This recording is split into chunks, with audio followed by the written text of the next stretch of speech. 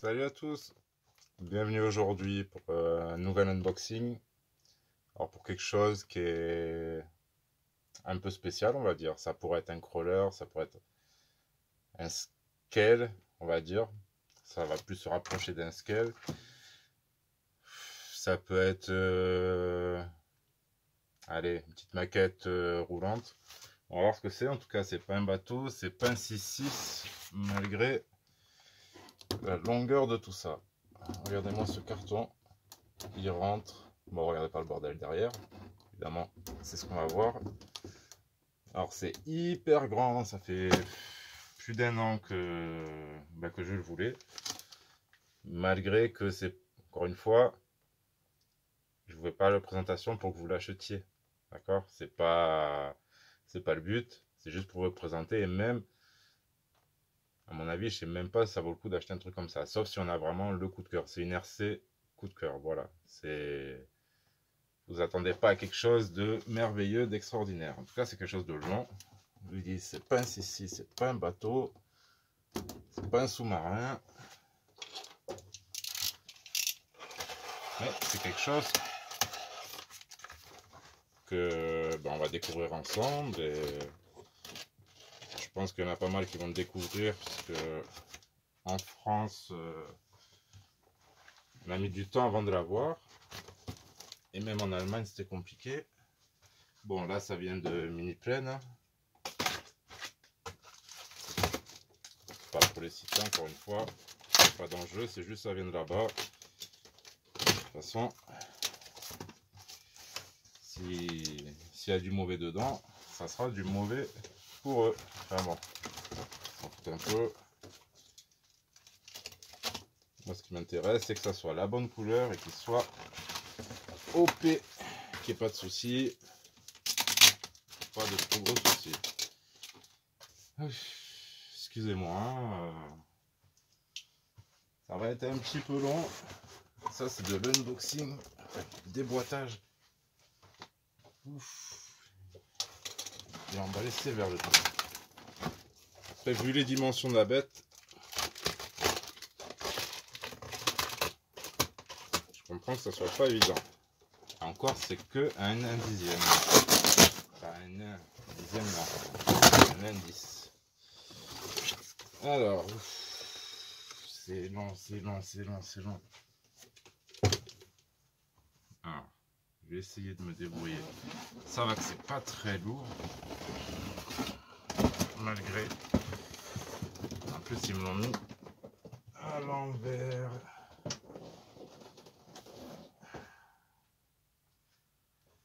Voilà. On va virer ce carton. Excusez-moi les problèmes de dos, les cachets. Juste un petit effort et c'est un peu la galère. Allez bon, on va y arriver. Donc voici le Seine Racing F450.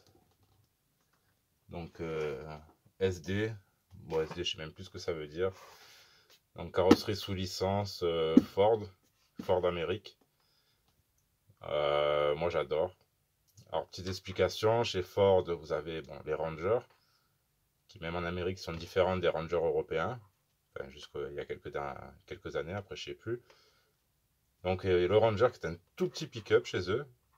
Après vous avez le F150, qui est déjà un peu plus gros, mais qui reste un petit pick-up aussi chez eux. Et après ça monte, F250, 350, 450, même 650, même voire plus. En fait c'est des camions, c'est des bases de pick-up, mais ils en ont fait des camions. Donc là, bon moi, c'est celui-là que je veux, le bleu, parce qu'il y a les jantes grises. Je voulais pas des jantes rouges. C'est un détail. Je crois que s'il avait été que de cette couleur, j'aurais pris que de cette couleur. En plus, sur le site, il était un peu plus cher, donc tant qu'à faire. Voilà. Puis c'est vraiment quelque chose que j'ai pris pour la carreau et pour les roues. Alors, vite fait le petit tour de la boîte. Donc, on a bien la licence Ford, American Force. Donc, on a la boîte engrenage métal. Je crois qu'on a les amortisseurs en plastique. Bon, alors là, on est sur du brushed. 40 ampères, je crois, qui prend 2 et 3S, mais pensez pas aller vite avec ça. Et pensez pas faire du crawler avec ça non plus, quoi, parce que à moins de bloquer les diffs, mais vu l'empattement qu'il va avoir, enfin bon, c'est vraiment un mix de plusieurs choses. C'est un caprice. Donc encore une fois, n'achetez pas ça en vous disant c'est un crawler, je suis sur une chaîne de crawler. Non, non, vous êtes sur une chaîne de RC généraliste, plus ou moins spécialisé scale crawler, on va dire. Mais ça n'a pas été ouvert apparemment. C'est bande de garantie. Voilà, je fais de la RC en général, j'apprends. Bon, il y en a ceux qui m'écoutent, ils vont dire je me répète, mais oui, je partage mon expérience. Basta. Alors, on va sortir la bête. Donc, comme je vous dis, ça fait 1 an que je louche dessus. Je connais un petit peu les points forts, les points faibles d'après les vidéos. Et je sais qu'il y a des trucs qui vont pas me plaire. Mais bon, ça peut être aussi, ça va peut-être être une RC d'étagère. En tout cas, elle sera à mon goût. Alors, qu'est-ce qu'on a dans la boîte? On avait 2 indications sur la boîte, hein. Je vais pas tous vous les citer, ou alors faites une capture d'écran, je sais même pas si vous aurez le temps. Juste aller ce qui serait le plus important. L'anthrax, pour rigoler, dans les dimensions 447 d'anthrax. Une longueur je crois qu'il fait c'est ça, 66 cm de long. Donc beau bébé avec, bon, on va quand même faire l'unboxing dans les règles de l'art, savoir si ça vous intéresse, qu'est-ce que vous aurez dedans. Donc les stickers, ça va mettre sur les côtés American Force, qui sont prédécoupés, transparents, assez jolis. La radio, celle-ci, bon, celle-là, je l'avais sur un, enfin, je l'ai toujours sur mon MST Monster Truck, mais je suis pas très fan de cette radio. Mais ça, j'en ai tellement des radios que je pourrais le changer, il n'y a pas de souci. Donc du classique en outillage, la petite croix et les clés Allen. Je crois qu'elle est nécessaire. Très bien. Alors. Ouais, numéro d'authenticité. Bon, j'en demandais pas tant. Notice Vario. Et je ne sais pas si à la radio. Une planche de stickers Sen Racing. Donc c'est mon premier Sen Racing. Donc je ne connais pas. Voilà, là on va voir la première impression qu'il donne. Déjà, il donne l'impression d'être long. Mais long, franchement. Ouais, je crois qu'il est plus long que le 6.6. Je sais pas où est-ce que j'ai mis. Ensuite, pour en finir avec les... Ça c'est quoi? Ah, ça c'est pour installer le pignon moteur, enfin changer la boîte de vitesse pour qu'elle ait plus de vitesse et moins de couple. En fait, vous avez le choix entre 2 modes. Normalement, juste en changeant, comment dire, un pignon ou le placement d'un pignon, vous passez de beaucoup de couple à après beaucoup de vitesse. Voilà, c'est, vous m'avez compris. Je pense. Alors, pour assembler la carrosserie, mais apparemment c'est déjà fait, une petite page d'explication. Et une belle notice en couleur à l'extérieur, pas à l'intérieur. Par contre, ouais. C'est assez clair, mais il n'y a rien qui est reporté dans les marges. Ouais. Vous voyez la notice, enfin... J'ai vu mieux. Après, c'est du RTR, bon. fait avec, et encore une fois, c'est pas du compliqué, question mécanique. Alors, on va enlever ce joli film.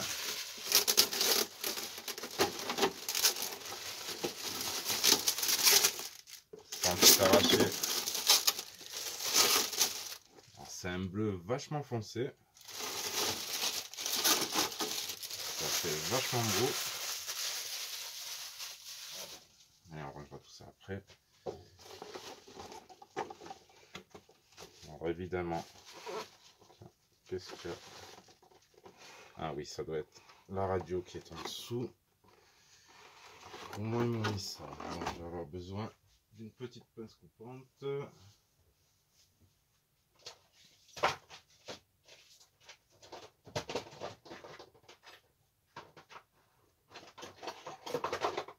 Que voici, elle était prête dans sa boîte. Oula, alors ça déjà, pas génial.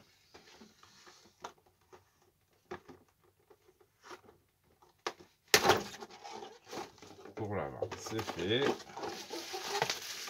On peut sortir la radio. Et pour l'arrière. Et voilà, il est libéré. Pour son gabarit, ça va. Ça pèse pas tant que ça. Bon, après, vous allez vite comprendre pourquoi. Donc la radio, hein, je vais un MP30, bon, pour ceux qui connaissent. Par contre, il y a tout ce qu'il faut dans les réglages, enfin dans les réglages, il y a pratiquement tout ce qu'il faut. Celle-là, je sais pas si elle a 3 voies. Oui, il y a 3 voies. Pratique si on veut conduire d'une main. Voilà, elle est plus légère parce qu'il n'y a pas les piles. Mais elle a l'air déjà mieux que celle de mon MST. D'ailleurs, je ne l'ai pas ici. Tac, tac, tac. Si. Alors, effectivement, il y a quelques trucs qui changent. Mais... ouais, juste des couleurs en fait. Bon, on va voir. En tout cas, c'est pratiquement la même. Alors, la bébête, qu'est-ce qu'on a ici? Regardez-moi ce calandre qui est magnifique et qui en même temps est décevante. Voilà. Alors, elle est super bien dessinée, mais c'est qu'un stickers. Alors, pour une machine à ce tarif, c'est un peu dommage. Bon, le sticker c'est très beau. BixMT, si tu regardes ça, est-ce que tu crois que c'est faisable en 3D? Je sais pas si elle est fichier, mais voilà, faire tous ces feux là, reproduire ça en 3D, en plastique, ça aurait été magnifique. C'est vraiment le point fort de cette machine, c'est sa gueule. Et deuxième point fort, pour l'histoire du coup de cœur, c'est ses roues jumelées à l'arrière. Vous voyez, on a des diffs vraiment bien libres. On a une benne assez conséquente. Tout le reste, voilà, sympa. Bon, on n'a pas les rétros qui se rabattent. Alors, on va enlever ce carreau et on va passer à un deuxième point négatif. Alors, la couleur, je regarde de près. Bon, il y a pas mal de stickers, les vitres, tout ça, mais la couleur est top. Vraiment une belle couleur. Les pins de carrosserie sont ridicules. Ils sont vraiment tout petits. Je vais essayer de ne pas me planter. On dirait ouais, ce qu'on a sur des 1.16, voire plus petits. Ah, sur les plots de carrosserie, ils ont merdé. Hein. Regardez-moi ça. C'est sûr, c'est plus esthétique, on les voit pas, mais c'est un peu chiant à enlever. Un système d'aimant aurait été bien vu. Bon, après, de basculement, elle est... vu comme elle est grande. Voilà. Regardez-moi cette carrosserie. Comme elle est balèze. Et en dessous, on va se retrouver avec un châssis classique. Classique quand on parle de scale crawler, c'est-à-dire type axial ou Traxxas, le châssis en C là, ou en U, comme vous voudrez. Vous voyez, on dirait un crawler, enfin un scale rallongé avec des diffs. On a une barre panhard. Voilà, à l'avant. Bon, c'est très bien aussi. À l'avant, on a des dogbones. Je pense qu'ils auraient pu mettre des CVD à ce prix-là, encore une fois. Parce que qu'est-ce qui va justifier ce prix? C'est pas ce moteur, le 550, non, c'est bon la boîte classique, variateur classique. Donc encore une fois, c'est la licence hein, qui fait ce prix-là. Mais sinon, voilà. Donc à l'avant, on a des amortisseurs. Là, on a une différence, c'est qu'on a une barre, comment dire, comment ça s'appelle, une barre de barre anti-dévers, anti-roulis, une barre anti-roulis devant. Je crois à l'arrière aussi. Et c'est entre, ça ressemble comme un cantilever, mais ça sert juste à la stabilité. Donc stabilité de la machine qu'on verra. Donc ça c'est raide, il y a un peu de flex, mais léger. Et regardez-moi les longueurs, ouais, des arbres de transmission. Tout est en dogbone. Voilà, petit pare-choc en mousse. Servo Savox. Voilà, et ça c'est censé rouler, d'après ce que j'ai vu, 12 km/h en 2S. Environ 15 ou 16 en 3S en boîte courte. Et en boîte longue, ça monte à 25. Et encore. Donc j'ai déjà ma petite idée pour peut-être passer en brochesse. On va voir. Mais j'en suis pas encore sûr. Après, ça pourrait me servir de véhicule pour tracter. Tracter un autre crawler. Bon, je vais aussi l'essayer. Je vais quand même le rouler. Hein. Je suis obligé. Il est beau. Mais alors quand? Ça, je n'en sais rien. Ça, je pense qu'il va rester... À part, je vous le dis à vous, excusez-moi, ceux qui sont restés jusque-là, je vais sûrement le présenter au RC Garage. Parce que là-bas, c'est un véhicule qu'il n'y aura pas, je pense. Parce que le Manitou a décidé de ne pas le présenter parce qu'il n'aime pas. C'est pas son type de véhicule. Mais justement, ça donnera l'occasion de le présenter aussi chez lui. Vous aurez vu l'unboxing. Et je vous invite, parce que ce sera en même temps ou dans la foulée, à aller voir chez lui la petite présentation. Voilà, je vais me prendre le temps de le regarder un petit peu. En tout cas, question look, ouais, c'est pas mal. Il manque quand même, vous voyez, quand on regarde en dessous, des marchepieds de protection pour la carrosserie. Ça manque un minimum, 2-3 détails. Je demande pas les jantes en métal. Ouais, c'est du plastique. Mais une petite calandre, comment dire, une protection de marchepied. Voilà, même le combo, je sais très bien, ça va pas rouler vite. Je sais très bien, si je veux ça aille plus vite, je le changerai. Mais voilà. Voilà, je reproche souvent les prix à Axial, et c'est vrai, même sur certains équipements, c'est pas top. Mais voilà, quand ils vous font une carrosserie, la calandre, c'est pas un autocollant. Elle est vraiment faite et elle est vraiment belle, quoi. Alors maintenant, si on met côte à côte, et là, j'ai les roues avant. Sur les roues avant, il est sacrément balèze. C'est... Bientôt, il rentrerait dans... Ouais, ça rentre dans l'anthrax du truc. Après, je pense... L'échelle en largeur, on n'est pas... Alors, c'est l'axial qui est vachement plus gros. ou c'est eux qui ont décidé quand même de se limiter dans leur gabarit. Parce qu'autant il est long, autant pour un indice, il mériterait d'être un peu plus large. Ou l'axial un peu plus petit. Ça, je ne sais guère. Donc voilà. Petit unboxing et présentation du Ford F450. N'hésitez pas à dire ce que vous en pensez.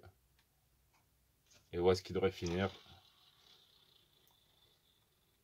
Moi je le verrai bien sur l'étagère. C'est pas pour dire, mais... Hop. Vers là-haut.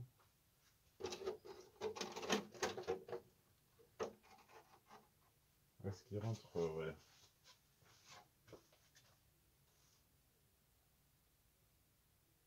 Je crois que la place elle est faite pour lui. C'est pas pour dire, mais... Allez, sur ce, j'arrête avec ma RC d'étagère. Bonne fin de soirée, journée, je ne sais pas. Merci à tous et à très bientôt. Tchuss.